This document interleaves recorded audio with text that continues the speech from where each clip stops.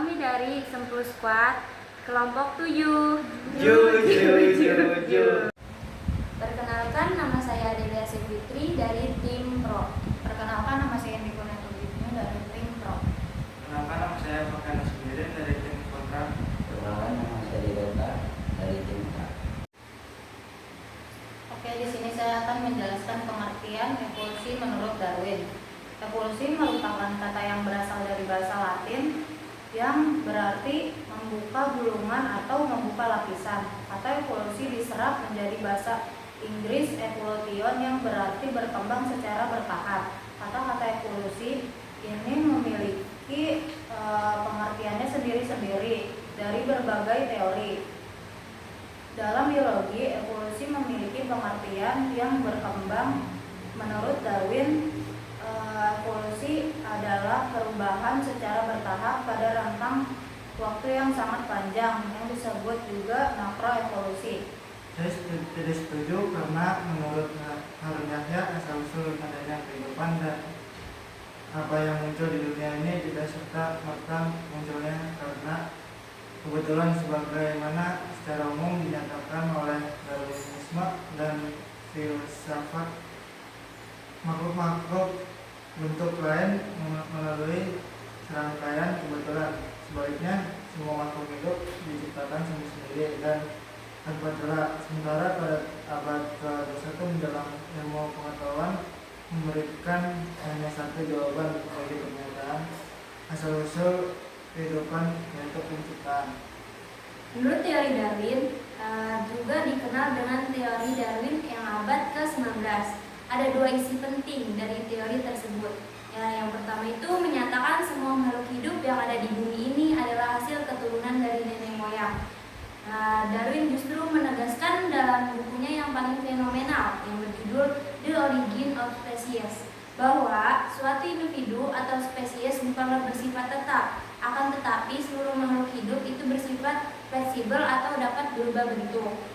Dalam buku Andi Burhadin 2016, teori ini menyatakan spesies bukan merupakan sesuatu yang kekal atau tidak mengalami perubahan, melainkan berevolusi melalui proses perubahan, bertahap dari berbagai spesies yang ada. Saya sangat tidak setuju karena menurut Harun Yahya, pandangan tentang konsep penciptaan menurut kreasionisme terdapat dua kelompok yang memiliki pernyataan berbeda. Kelompok pertama menyatakan bahwa Tuhan menciptakan alam semesta pada jutaan atau miliaran tahun yang lalu. Pendapat kreasionis tersebut dikenal dengan sebutan kreasionis bumi tua. Sebagai kreasionis lain menyatakan bahwa Tuhan menciptakan alam semesta dalam waktu 6 hari kurang dari 1000 tahun yang lalu, atau yang dikenal dengan sebutan kreasionis bumi tua. Ya, tapi di sini teori ini juga menyatakan bahwa semua spesies memiliki hubungan darah. Kedua teori tersebut menyajikan sejumlah besar fakta yang dianggap Darwin hanya dapat dijelaskan dengan teori evolusi. Tidak cukup dengan teori penciptaan khusus atau yang dimaksudkan kalimat ini adalah teori Darwin hanya dapat dijelaskan secara seitis saja, jadi tidak dapat dikaitkan dengan agama apapun. Menurut Harun Yahya, jenis makhluk hidup tak bisa berubah. Tidak mungkin terjadi perubahan dari satu bentuk makhluk hidup ke bentuk lainnya. Misalnya dari ikan menjadi amfibi dan reptil ke burung atau mamalia darat ke paus. Tapi teori evolusi organik Darwin pada abad 19 semakin menggemparkan dunia intelektual modern. Terlebih setelah tahun 1871, beliau menerbitkan buku The Descent of Man yang menguraikan implikasi teori evolusi organik bagi asal-usul manusia. Jadi, manusia dan kera mempunyai nenek moyang yang sama, bukan berarti nenek moyang manusia adalah kera. Saya sangat tidak setuju karena setiap jenis makhluk hidup tidak berkerabat satu sama lain dan tidak diturunkan dari leluhur yang sama.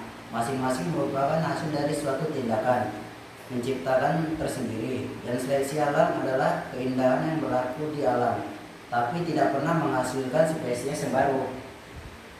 Jadi kesimpulan dari tim Pro, kesimpulannya yaitu bahwa makhluk hidup berasal dari nenek moyang yang sama dan berhubungan satu sama lain. Teori evolusi juga menyatakan bahwa makhluk hidup yang ada saat ini merupakan hasil dari perubahan yang terjadi pada makhluk hidup di masa lalu. Kesimpulan dari tim kontra, Harun Yahya menantang teori evaluasi dengan argumen bahwa kekurangan bukti fosil, transisi, kompleksitas kehidupan, dan ketidakmampuan evaluasi menjelaskan asal-usul kehidupan memajukan bahwa teori ini adalah kesalahan ilmiah. Dia lebih mendukung pandangan desain cerdas dan menciptakan oleh Tuhan. Oke, sekian debat kali ini. Kurang lebihnya mohon maaf. Wassalamualaikum warahmatullahi wabarakatuh.